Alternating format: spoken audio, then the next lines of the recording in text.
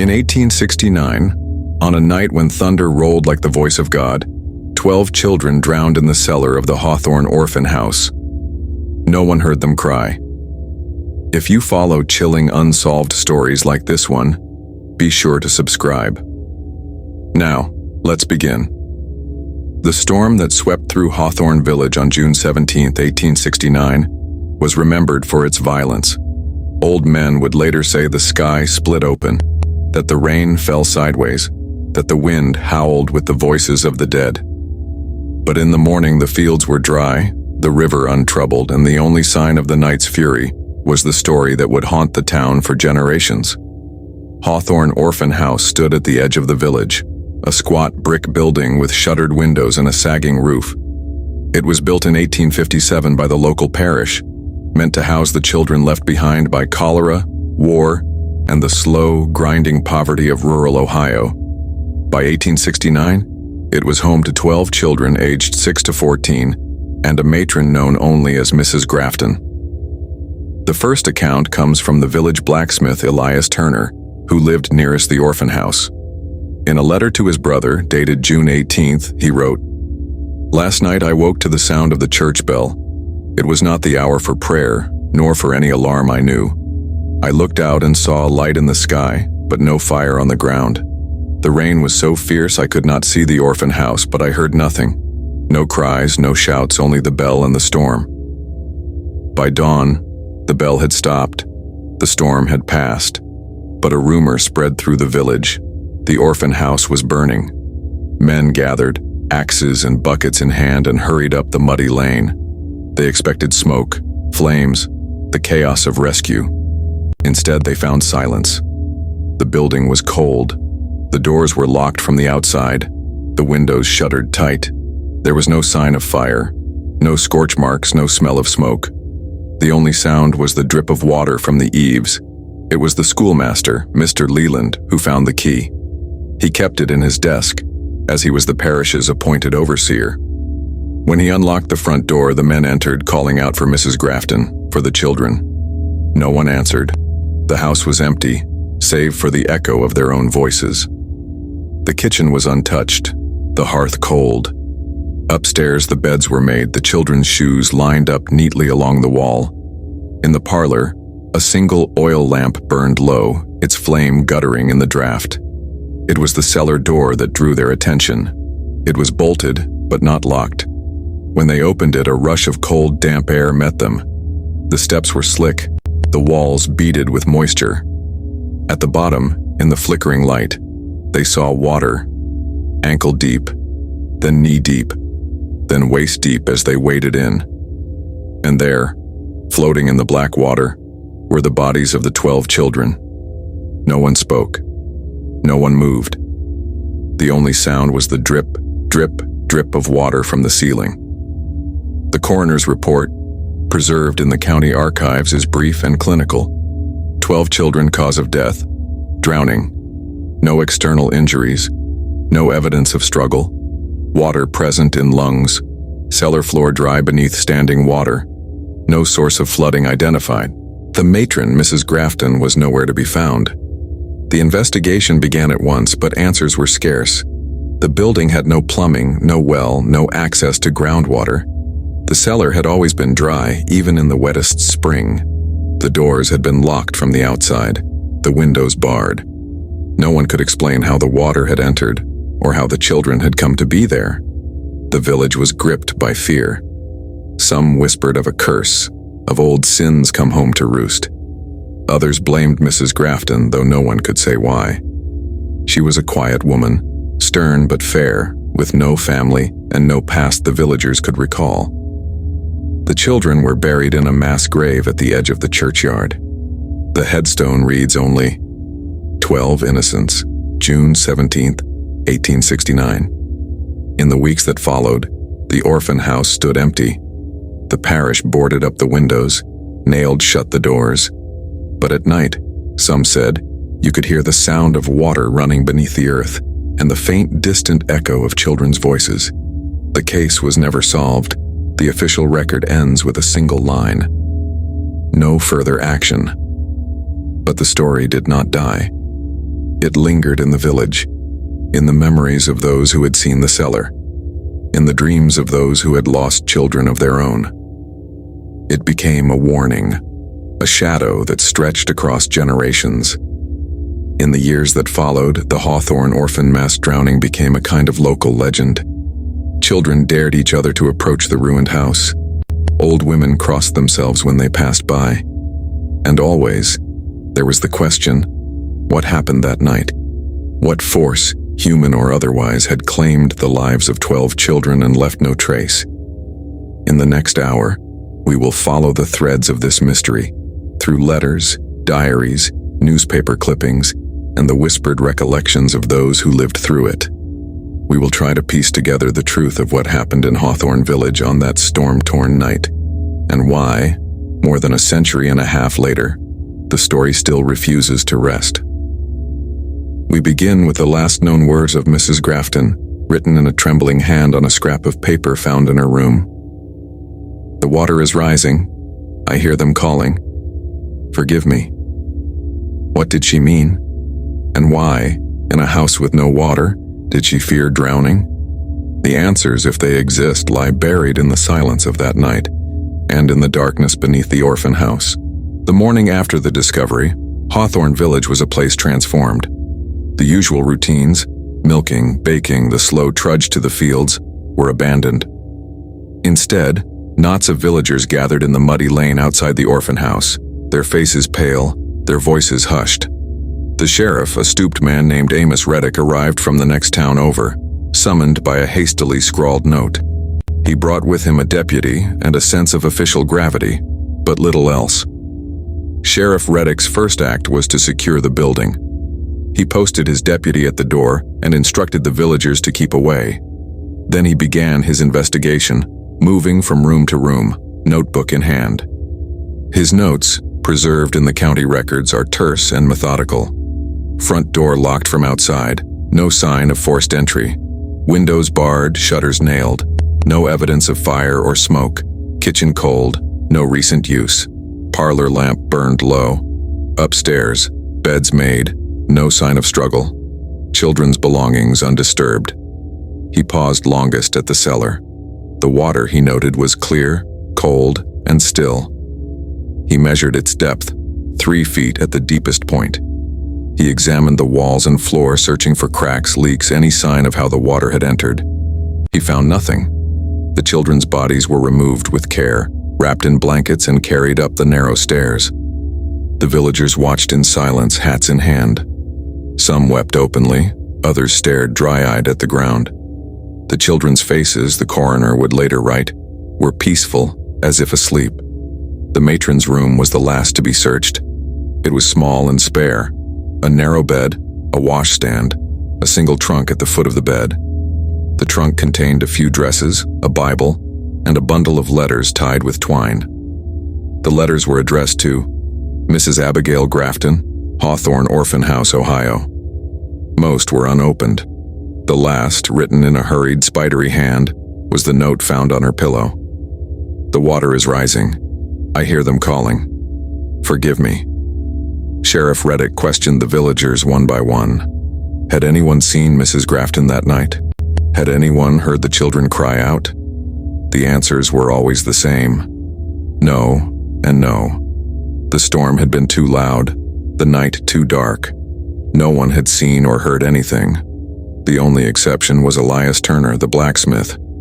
He insisted he had seen a light in the sky and heard the church bell ringing. But when pressed, he admitted he could not be sure.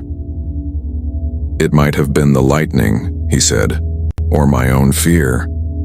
The sheriff's investigation turned up no suspects, no motive, no explanation. The official report, filed 2 weeks later, concluded, "Death by drowning, cause unknown. Matron missing, presumed dead. No evidence of foul play." But the villagers were not satisfied. Whispers spread, of curses, of ghosts, of old wrongs come due. Some remembered stories their grandparents had told, of the land on which the orphan house was built. It had once been a marsh, they said, a place where the ground was never truly dry. Others spoke of the ghost water, a legend as old as the village itself. According to the tale, the land around Hawthorne was haunted by a restless spirit, a woman drowned in the river long ago whose grief poisoned the earth. On certain nights when the rain fell and the wind howled, the water would rise from the ground, seeking to claim the living.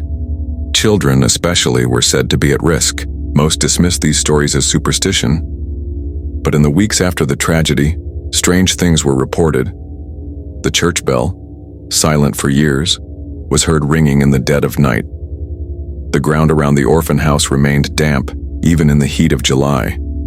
And some claimed to see small, wet footprints leading from the cellar door to the edge of the woods. The local newspaper, the Hawthorne Gazette, published a series of articles on the tragedy. The first, dated June 19, 1869, reads, "A most grievous calamity has befallen our village. 12 innocents drowned in the very place meant to shelter them. The cause remains a mystery. The matron, Mrs. Grafton, is missing. The people demand answers, but none are forthcoming." In the following weeks, the Gazette printed letters from villagers, each offering their own theory. Some blamed the storm, suggesting a freak flood had filled the cellar. Others accused Mrs. Grafton of madness or worse. A few hinted at darker forces invoking the old legends. One letter, signed only a friend, stands out. "There are things in this world we do not understand. The land remembers. The water remembers. The children are not the first to be lost, nor will they be the last. Beware the silence that follows the storm." The parish, eager to put the matter to rest, ordered the orphan house boarded up. The children's belongings were burned, their names recorded in the church ledger. The grave was marked with a simple stone, and the village tried to move on. But the story would not die. In the years that followed, the orphan house became a place of fear. Children dared each other to approach it, to press their ears to the cellar door and listen for the sound of water. Some claimed to hear voices, soft, pleading, just beneath the surface.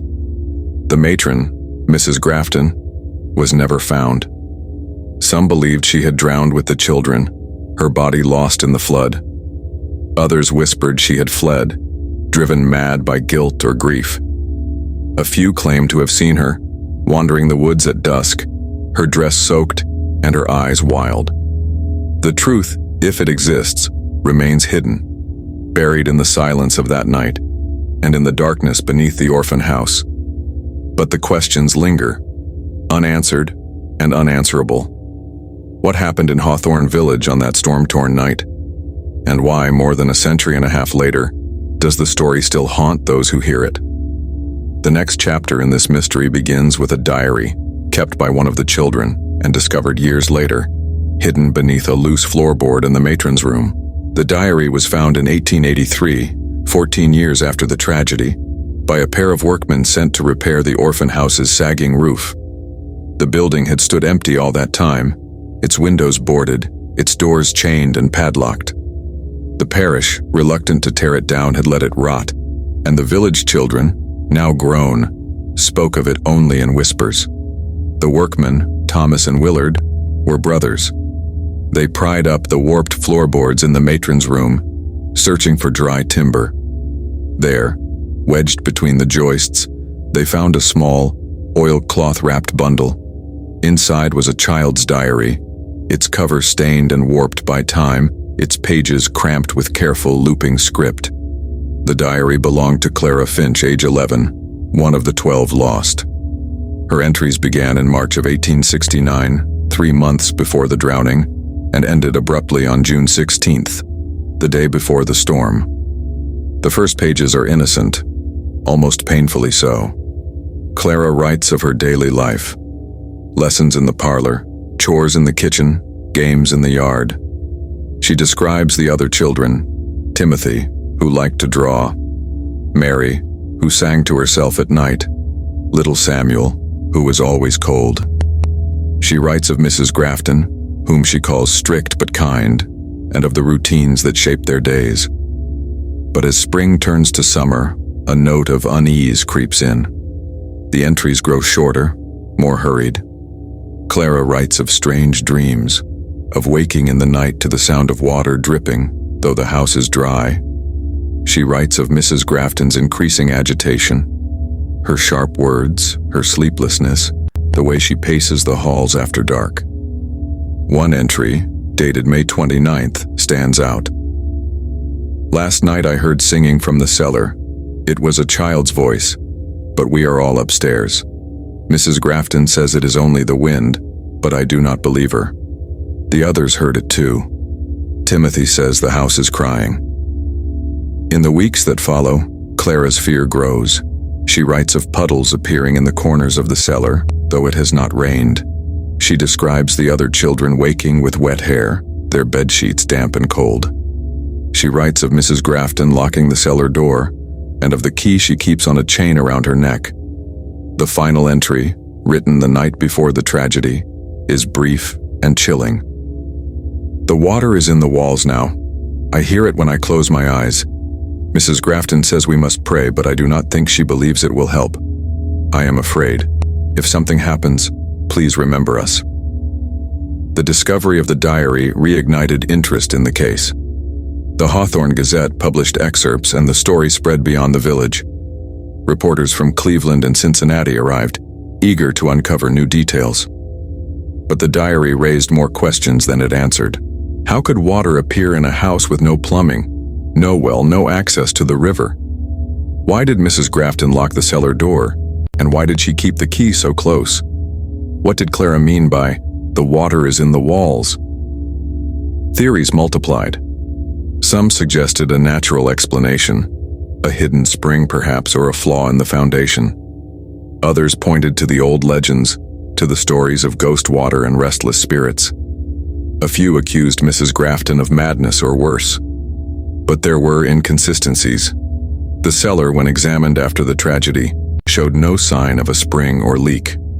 The floor was dry beneath the water, the walls uncracked.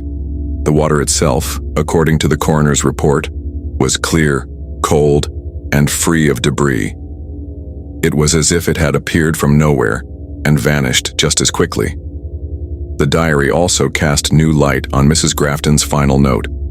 "The water is rising. I hear them calling. Forgive me." Was she referring to the children or to something else? Had she known what was coming? Or had she been as helpless as the rest? In the years that followed, the diary became a kind of relic, a touchstone for those who sought to understand the tragedy.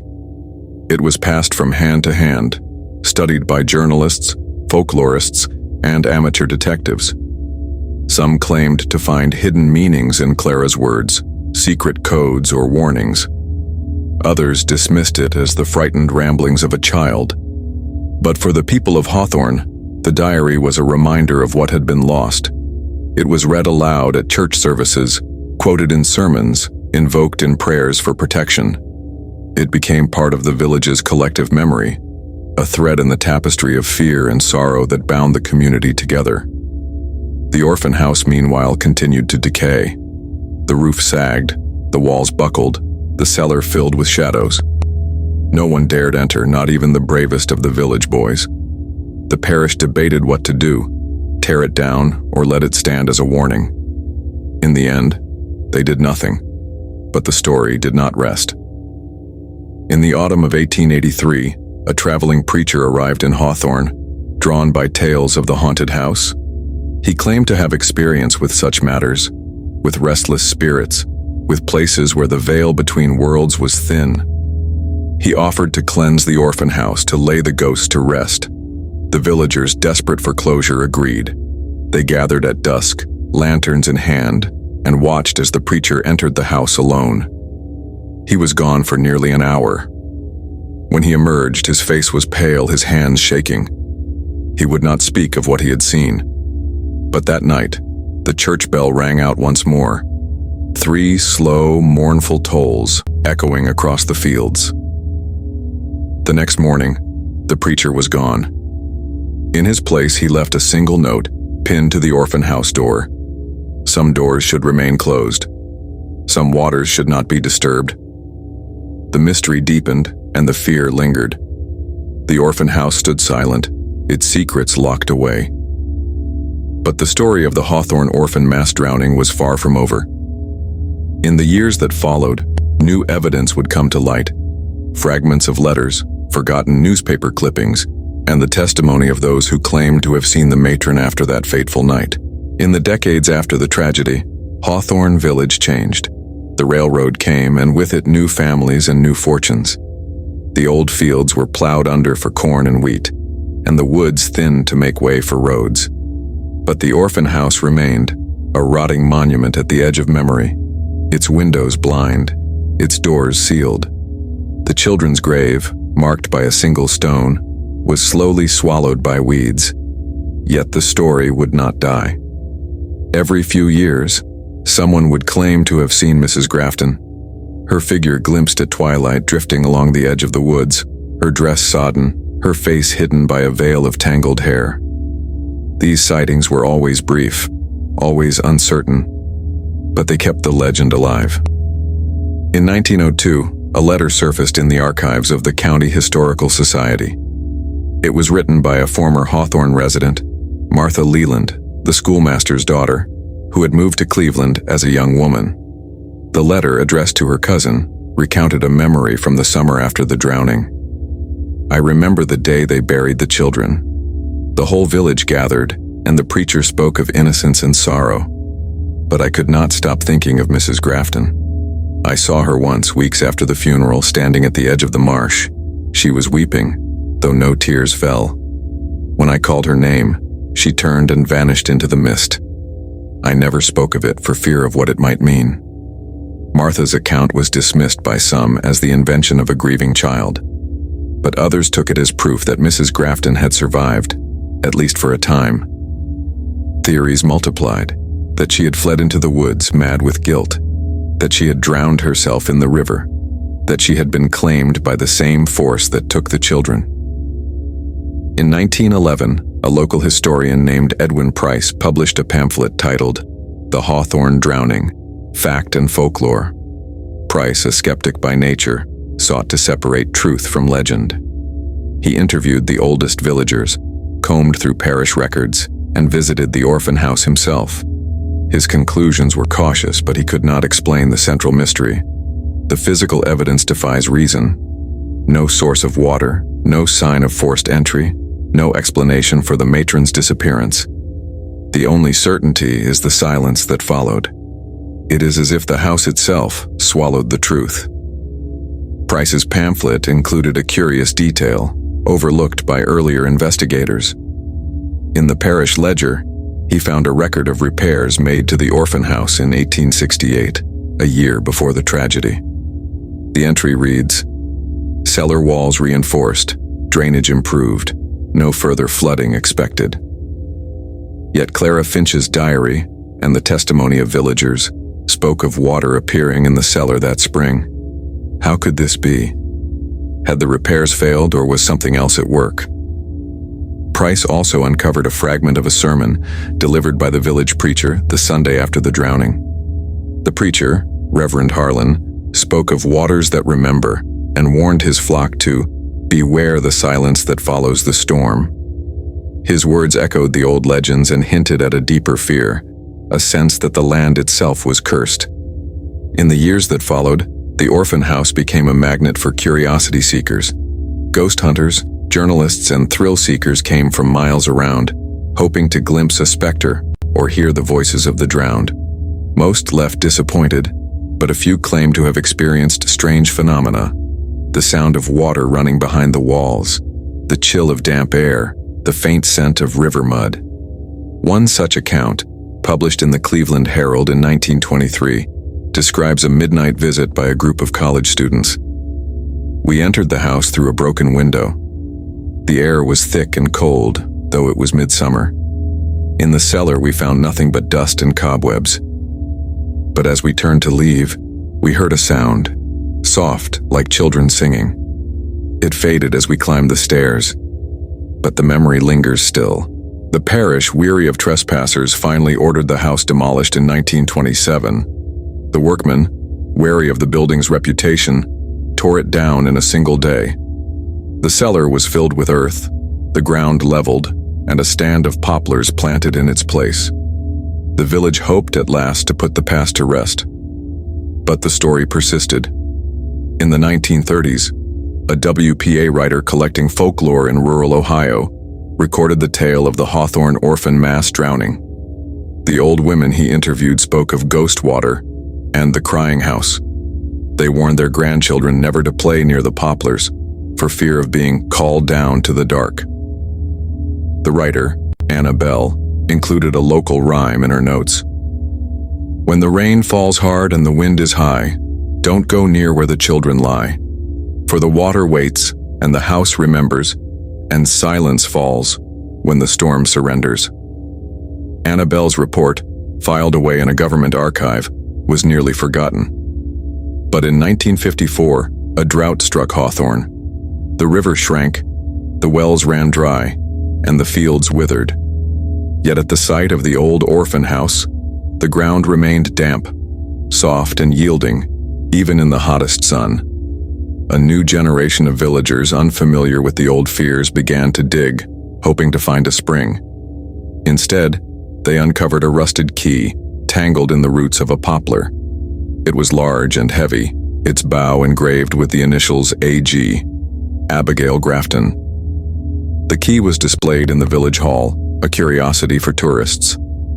But for the older residents, it was a reminder that some mysteries are never truly buried.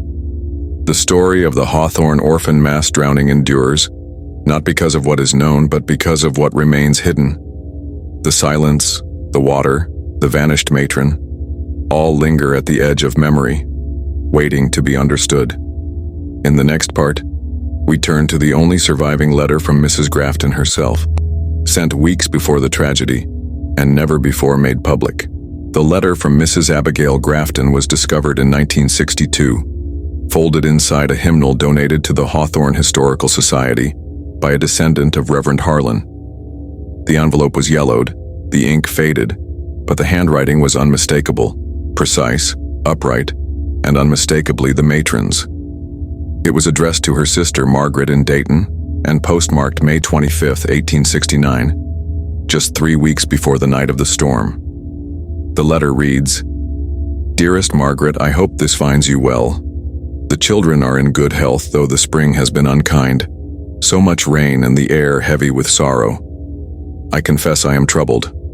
There are things I cannot explain, and I fear I am losing my reason. The house is restless. At night I hear water running where there should be none. The children wake crying, their hair and pillows damp. I have checked the roof, the walls, the very ground beneath us, but all is sound. Yet the water comes, and with it a cold that will not leave. I have written to the parish, but they dismiss my concerns.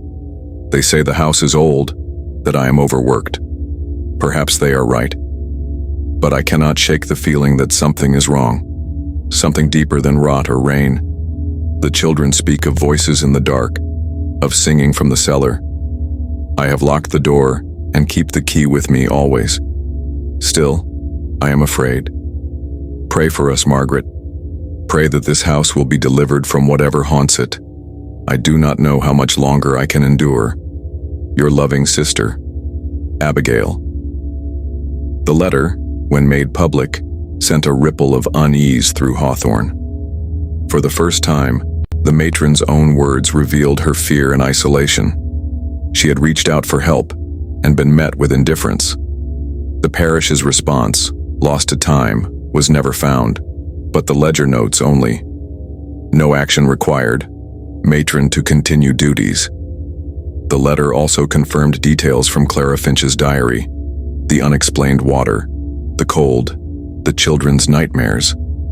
It suggested that Mrs. Grafton was not a villain, but a woman beset by forces she could not understand or control. In the years after the letter's discovery, historians and folklorists revisited the case. Some argued that Mrs. Grafton suffered from what we now call nervous exhaustion, the strain of caring for 12 children in a crumbling house isolated from help. Others saw in her words the echo of something older, something elemental. A local historian, Ruth McKinnon, wrote in her 1974 monograph, The Hawthorne Orphan House was built on land long considered unsettled by the earliest settlers. The marshes were drained, but the ground was never truly dry. Local legend held that the land was cursed by a woman drowned unjustly in the river, her spirit bound to the water. Mrs. Grafton's letter suggests she felt the weight of this history, whether she believed in it or not. The letter also reignited debate about the parish's role. Why had they ignored Mrs. Grafton's pleas? Why had they reinforced the cellar walls the year before, and then dismissed her concerns? Some suggested a cover-up, a desire to avoid scandal, to protect the reputation of the church. Others saw only the blindness of bureaucracy, the refusal to see what did not fit their understanding of the world. In the village, the letter became a touchstone. It was read aloud at historical society meetings, quoted in sermons, and debated in the local paper. Some saw it as proof of Mrs. Grafton's innocence, others as evidence of her instability, but all agreed it deepened the mystery. The children's grave, long neglected, became a site of quiet pilgrimage. Flowers appeared on the anniversary of the drowning, left by unknown hands. The poplars planted over the old cellar grew tall and straight, their roots tangled deep in the earth. On stormy nights, some claimed to hear the sound of water running beneath the ground and the faint, distant echo of children's voices. In 1981, a team of university researchers visited Hawthorne, hoping to apply modern forensic techniques to the case. They took soil samples from the site of the orphan house, searching for evidence of a spring or underground stream. Their findings were inconclusive. The ground was damp, but no source of water could be found. The cellar, long since filled in, yielded only fragments of brick and rusted nails. The researchers interviewed the oldest residents, collecting stories and memories. One woman, 93-year-old Edith Turner, recalled her grandmother's words. She said the house was hungry, that it wanted something and would not be satisfied until it was fed. She said the water was not water at all, but sorrow made flesh. The researchers dismissed such tales as folklore, but they could not explain the facts. The case remained unsolved, the mystery intact. In the years that followed, the story faded from the headlines, but never from the village's memory. The orphan house was gone, but its shadow lingered. The children's names, once nearly forgotten, were read aloud each year at the church's All Souls service. The matron's letter was displayed in the village museum, a silent witness to a tragedy that defied explanation. But the story was not finished. In 1994, a new piece of evidence emerged, a set of parish meeting minutes, long thought lost, that revealed what happened in the days leading up to the storm. These minutes, written in a careful clerical hand, would shed new light on the final hours of the Hawthorne Orphan House and the decisions that sealed its fate. The parish meeting minutes, dated June 14, 1869, were discovered in a battered ledger tucked behind a row of hymnals in the church's attic. The ink was faded, but the script was legible, each entry marked with the careful precision of Reverend Harlan's hand. The minutes covered the days leading up to the storm, and for the first time, they revealed the mounting tension within the parish council. The meeting opened with routine business, repairs to the church roof, the upcoming harvest festival, but soon turned to the orphan house. The first mention is brief. Sister Grafton reports continued disturbances at the orphan house, complaints of water in the cellar, children's illness, and unrest. Council notes previous repairs and advises vigilance. But as the days passed, the entries grew more urgent. On June 15th, the council convened again, this time in private. The minutes record. Matron Grafton appeared before the council, visibly distressed. She described nightly disturbances, water seeping from walls, children waking in terror, voices heard from below. She requests immediate assistance and permission to relocate the children until repairs can be made. The council's response was cautious, even dismissive. They debated the cost of further repairs, the risk of scandal, and the matron's state of mind. One member, Deacon Price, argued, "We must not give in to superstition. The house is sound. The matron is overwrought. Let us pray for her strength and for the children's peace." The minutes note that the request to relocate the children was denied. Instead, the council resolved to send a carpenter to inspect the cellar after the storm had passed. The meeting closed with a prayer for protection from all earthly and unearthly harm. The final entry, dated June 16th, the night before the tragedy, is brief and chilling. Matron Grafton did not attend evening prayers. Children absent from lessons. House reported silent. No further action taken. These minutes, when made public, caused a quiet uproar in Hawthorne. For the first time, it was clear that Mrs. Grafton had pleaded for help and been refused. The council's inaction, whether from disbelief or fear of scandal, had left the children in harm's way. The minutes also raised new questions. Why had the council been so quick to dismiss the matron's fears? What did they know, or suspect, about the orphan house and its history?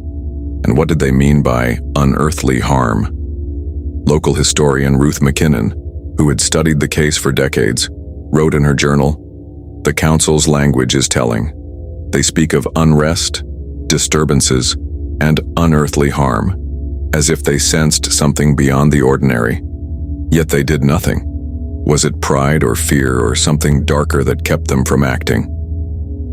The minutes also confirmed details from Clara Finch's diary and Mrs. Grafton's letter.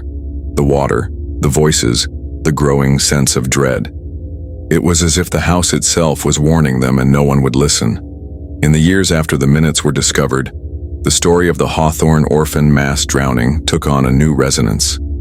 It was no longer just a tale of tragedy, but of neglect, of warnings unheeded, of voices silenced by disbelief.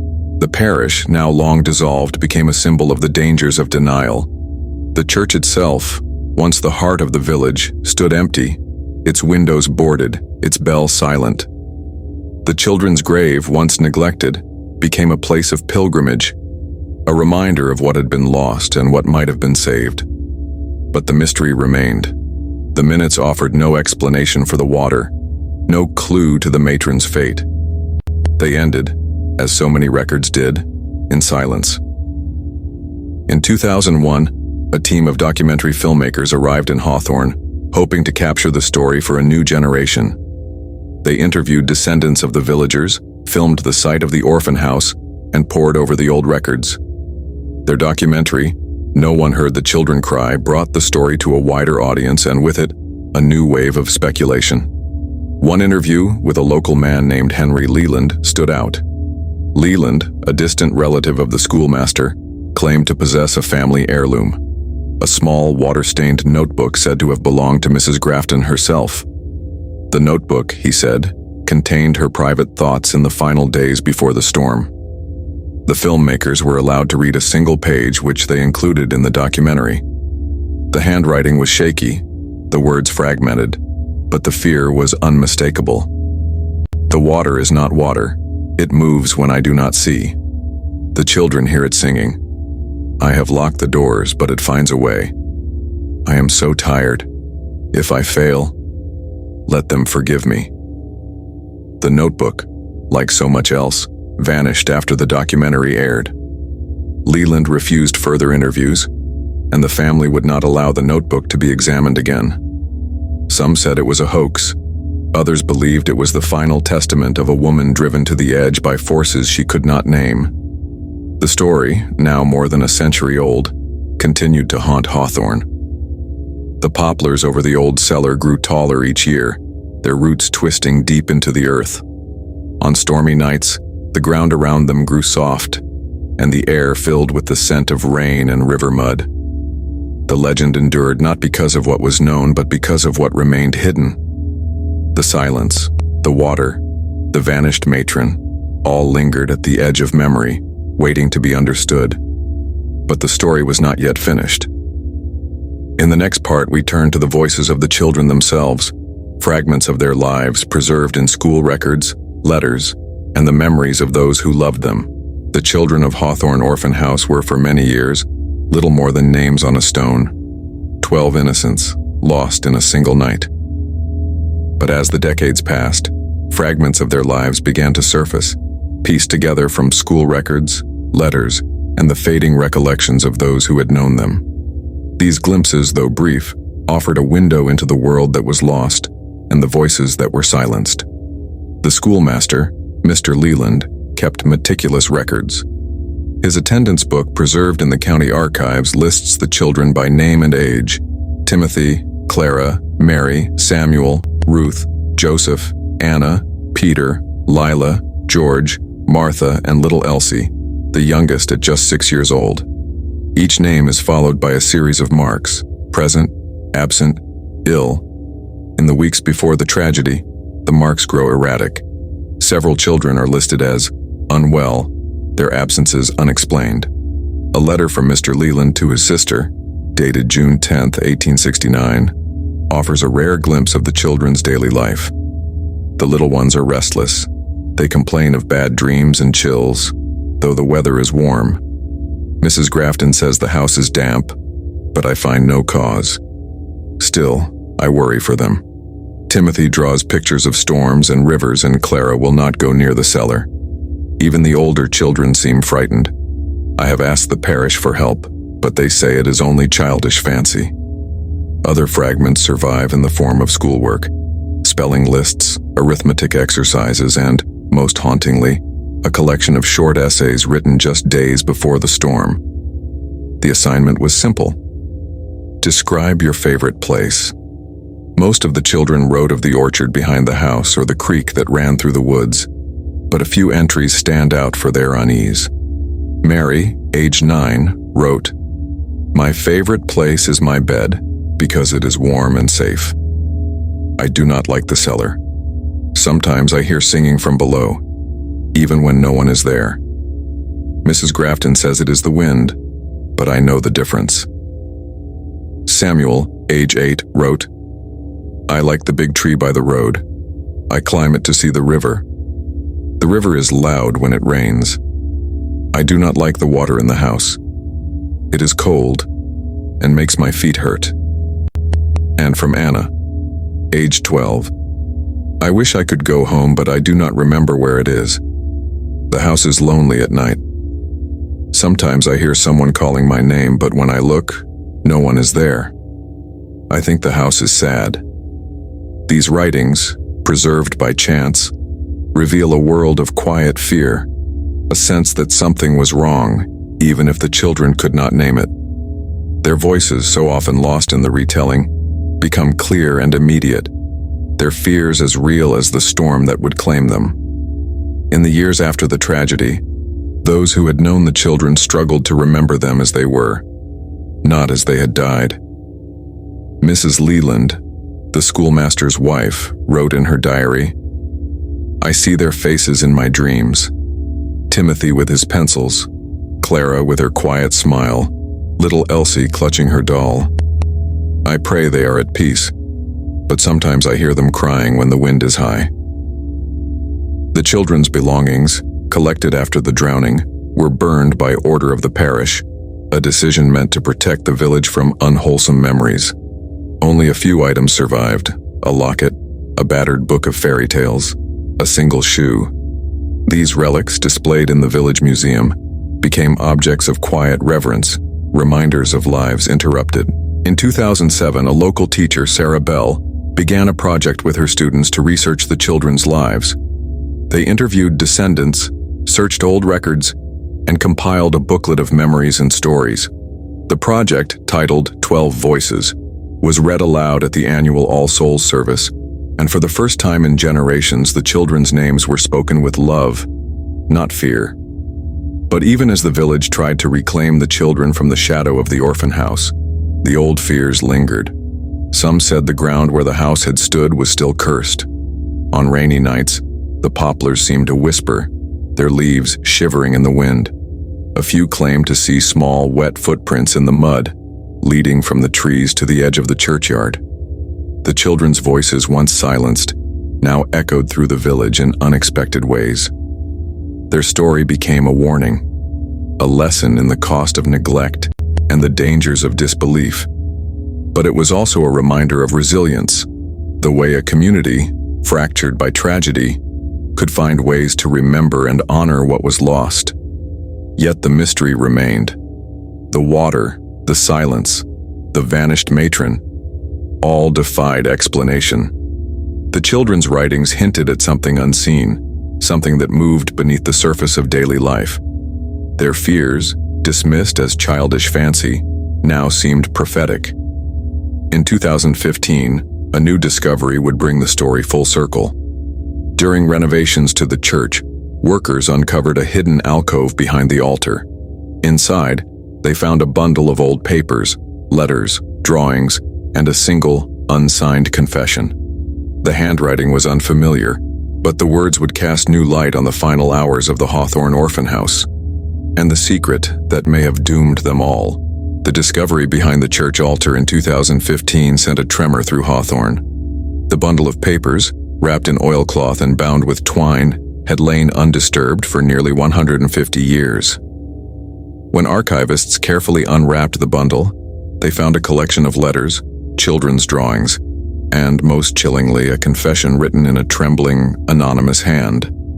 The confession was unsigned, but the handwriting was not Mrs. Grafton's. It was rougher, the script of someone unused to pen and ink. The first lines set the tone. "I write this so the truth may be known, though I dare not sign my name." What happened at the orphan house was not all the matron's doing, nor was it the storm alone. There are things beneath this village, old and hungry, that do not forgive. The confession went on to describe a series of events in the weeks before the tragedy. The writer, who identified themselves only as a servant of the parish, claimed to have witnessed strange rituals performed by a small group of villagers. Rituals meant to appease the water and protect the village from harm. They said the land remembers, that the marsh was never truly drained, only covered, that the water waits, and when it is angered, it takes what it is owed. I saw them gather at the old well just before the storm. They poured milk and bread into the earth and spoke words I did not understand. They said it was for the children's safety, but I saw fear in their eyes. The confession hinted at a pact, struck generations before, to keep the village safe from the ghost water. The orphan house, built on the edge of the old marsh, was meant to be a place of sanctuary, but also perhaps a place of sacrifice. When the water came, it was not rain. It rose from the ground, cold and clear, and filled the house with silence. I heard the children crying, but I could not move. I saw Mrs. Grafton at the door, the key in her hand, weeping. She tried to save them, but the water would not let her.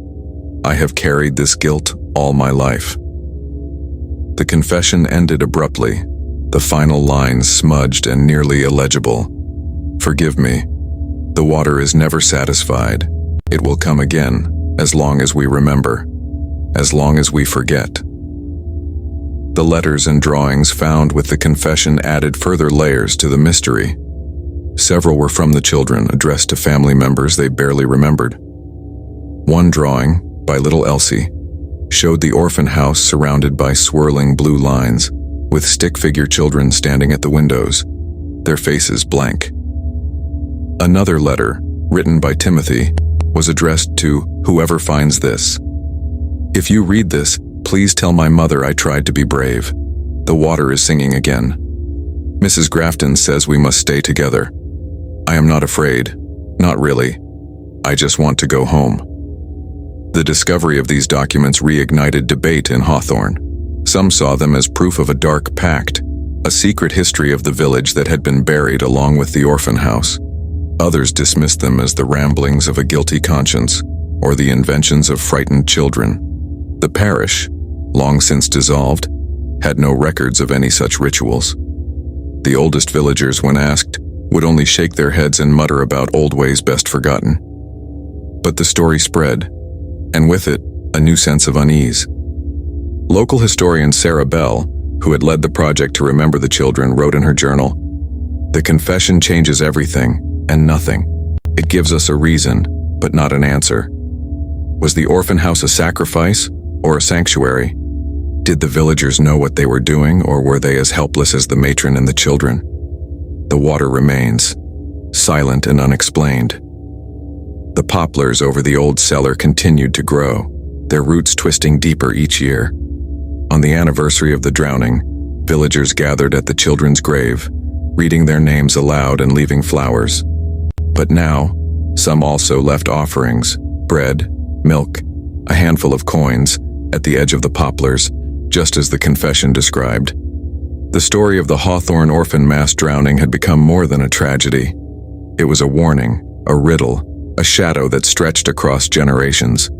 The silence of that night, the locked doors, the vanished matron, all seemed to point to something just out of reach, something that could not be named. In the years that followed, the documents were studied by scholars and folklorists, but no consensus emerged. The confession was unsigned, the rituals unrecorded, the water unexplained. The only certainty was the loss. The 12 children, the matron, the innocence of a village that had tried to forget. But the story was not yet finished. In 2022, a final piece of evidence would come to light. A faded photograph taken just days before the storm that captured the orphan house and its inhabitants for the last time. The photograph and the secrets it revealed would bring the story to its haunting conclusion.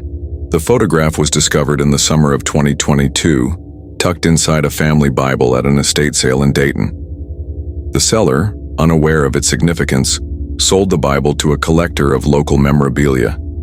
It was only when the collector leafed through the brittle pages that the photograph slipped out. A sepia-toned image, its edges curled, the surface marred by water stains. On the back, in faded pencil, was written, "Hawthorne Orphan House, June 1869. The image itself was haunting in its ordinariness. The orphan house stands at the center, its brick walls dark against the pale sky. 12 children are arranged in 2 rows on the front steps, their faces solemn, their hands folded in their laps. Mrs. Grafton stands behind them, her expression unreadable, her eyes fixed on the camera. To her left is a man in a dark suit, unidentified, but presumed to be a parish official. At first glance, the photograph seemed to offer little new, but as historians and villagers studied it, details emerged that deepened the mystery. The first was the children's faces. Each child stares directly at the camera, but their eyes seem distant, unfocused. Some appear to be crying, though no tears are visible. Little Elsie, at the end of the front row, clutches a doll to her chest, her knuckles white. The second detail was the ground at their feet. Though the photograph was taken in June, a typically dry month, the earth appears dark and wet, as if recently soaked by rain. Yet the sky above is clear, with no sign of a storm. The third, and most unsettling detail, was only noticed weeks later, when the photograph was scanned and digitally enhanced. In the lower right corner, just behind the children, a faint shape can be seen, a blurred, watery outline, like a ripple in the air. Some said it looked like a woman's face, others like a child's hand reaching up from the ground. The photograph was sent to experts for analysis. They confirmed it was authentic, dating from the correct period. The water stains, they said, were likely the result of age and poor storage. But the strange shape in the corner defied explanation. Some called it a trick of the light, others a flaw in the glass plate. But for those who knew the story, it was something more, a final silent witness to what was coming. The photograph was displayed in the village museum, alongside the children's belongings and Mrs. Grafton's letter. Visitors came from across the state to see it, to stand before the faces of the lost and wonder what secrets the image held. For the people of Hawthorne, the photograph became a kind of icon, a window into the last days before the storm. It was studied, copied, debated. Some saw in it a warning, others a plea for remembrance. A few, late at night, claimed the photograph changed when the rain fell, shapes shifting, faces blurring, as if the past were still alive, just beneath the surface. The discovery of the photograph brought renewed attention to the story. Journalists, podcasters, and amateur sleuths descended on Hawthorne, each hoping to solve the mystery. Theories multiplied, that the water was a natural phenomenon, a hidden spring or a burst pipe, that Mrs. Grafton was innocent or guilty or a victim herself. that the village had made a pact with something in the earth, and the children had paid the price. But for all the speculation, the facts remained unchanged. 12 children drowned in a dry cellar, in a house with no access to water. The doors were locked from the outside. The matron vanished without a trace. No one heard the children cry. The photograph, like the diary, the letter, and the confession, offered no answers. Only more questions. It was a fragment, a glimpse, a moment frozen in time. The silence of the orphan house, the darkness beneath the poplars, the echo of water in the night, all lingered, unresolved. In the months after the photograph's discovery, the village held a memorial service at the children's grave. The names were read aloud, and the photograph placed on the headstone. As the sun set, a sudden rain began to fall. Soft at first, then harder, drumming on the leaves of the poplars. The ground grew damp, and for a moment, the air was filled with the scent of river mud. Some said they heard voices in the rain, soft, distant, like children singing. Others felt only a chill, a sense of something unfinished, waiting just beyond the edge of understanding. The story of the Hawthorne orphan mass drowning had come full circle. The evidence had been gathered, the memories preserved, the questions asked and asked again. Yet the mystery endured, as silent and implacable as the water that claimed the children. In the final part, we return to the village as it is today, a place shaped by memory and loss, where the past lingers in the shadows, and the silence of that night still waits to be broken. Today, Hawthorne is a quiet place, its streets lined with maples and old brick houses, the fields stretching out in every direction. The railroad is gone, the church stands empty, and the orphan house is only a memory, its foundation lost beneath the poplars, its story woven into the fabric of the village. Yet the shadow of that night in 1869 lingers, as real as the morning mist that rises from the low ground each spring. The children's grave, once neglected, is now carefully tended. Each June, on the anniversary of the drowning, villagers gather to lay flowers and read the names aloud. The photograph, the diary, and Mrs. Grafton's letter are displayed in the small museum, alongside the rusted key and the battered shoe. Visitors come and go, some leaving in silence, others pausing to trace the names carved in stone. The poplars, tall and silent, mark the place where the orphan house once stood. Their roots twist deep into the earth, drawing water from soil that never seems to dry. On rainy nights, the ground beneath them grows soft, and the air fills with the scent of river mud. Some say the trees whisper when the wind is high, their leaves shivering with secrets. The story of the Hawthorne orphan mass drowning is told and retold, at kitchen tables, in classrooms, on the lips of those who remember and those who only wish to forget. It is a story of loss, of silence, of questions that have no answers. It is a warning, a riddle, a haunting. For some, the mystery is a wound that will not heal. They search the records, study the photograph, walk the ground where the house once stood, hoping for a sign, a clue, a moment of understanding. For others, it is a burden passed down through generations, a reminder of what was lost and what might have been saved. Theories still abound. Some believe the water was a natural disaster, a hidden spring or a sudden flood. Others see the hand of the supernatural, a curse, a restless spirit, a debt paid in innocence. A few whisper of old pacts, of rituals performed in secret, of a village that bargained with the land and lost more than it could bear. But the truth, if it exists, remains hidden, buried in the silence of that night, in the darkness beneath the poplars, in the memories of those who will not speak. The matron's fate is unknown. The confession, unsigned, offers only guilt and fear. The children's voices, preserved in diaries and letters, echo with longing and dread. In recent years, the village has tried to move forward. The school children plant flowers at the grave each spring. The museum hosts lectures and readings, inviting scholars and storytellers to share their theories. The story has become part of Hawthorne's identity, a source of pride, of sorrow, of endless fascination. Yet the past is never far away. On stormy nights when the rain falls hard and the wind rattles the windows, some say you can still hear the sound of water running beneath the earth. A few claim to see small, wet footprints in the mud, leading from the poplars to the edge of the churchyard. And always, there is the silence, the heavy, waiting silence that follows the storm. The story endures because it cannot be explained, because it refuses to rest. It is a reminder that some mysteries are not meant to be solved, that some doors should remain closed, that some waters should not be disturbed. It is a story of children lost, of a matron vanished, of a village haunted by what it cannot forget. As the years pass, the details blur, the evidence fades, and the line between fact and legend grows thin. But the questions remain, as sharp and cold as the water that filled the cellar on that long-ago night. What happened in the Hawthorne Orphan House? Why did no one hear the children cry? Was it neglect, madness, or something older and darker waiting beneath the ground?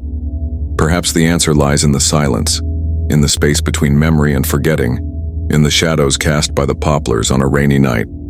Or perhaps there is no answer, only the story, told and retold, echoing through the years. In the end, the Hawthorne orphan mass drowning remains what it has always been: a mystery, a warning, a haunting. The children's names are spoken, their faces remembered, their voices lost to time. The matron's fate is a question that will never be answered. The water waits, silent and unseen, beneath the earth.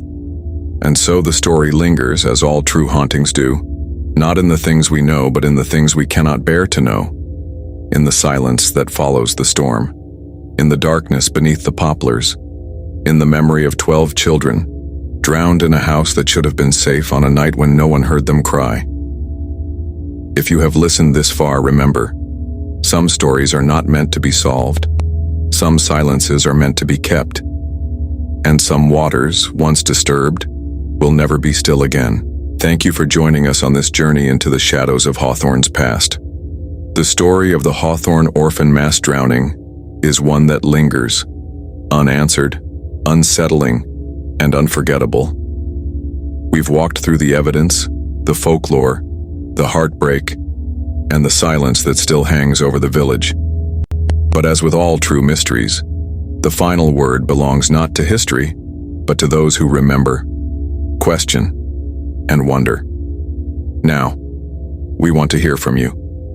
What do you think happened that storm-torn night in 1869? Was it a tragedy born of neglect, a haunting rooted in old curses, or something stranger still? Do you believe the stories of ghost water and restless spirits? Or do you see a tale shaped by fear and loss? What details stood out to you and what questions still haunt your thoughts? Share your theories, your feelings, and your own experiences with Unsolved Mysteries in the comments below. If you have family stories, local legends, or even just a hunch about the Hawthorne case, we'd love to hear them. Your voice is part of keeping these stories alive, part of the living memory that refuses to let the silence win. If you found this story compelling, please subscribe, leave a review, and share it with others who love chilling, unsolved tales. Your support helps us continue to explore the forgotten corners of history, where the line between fact and legend is never quite clear. Until next time, remember, some stories are never truly over, some mysteries are never truly solved, and sometimes, the most haunting thing of all is the silence that remains. Thank you for listening.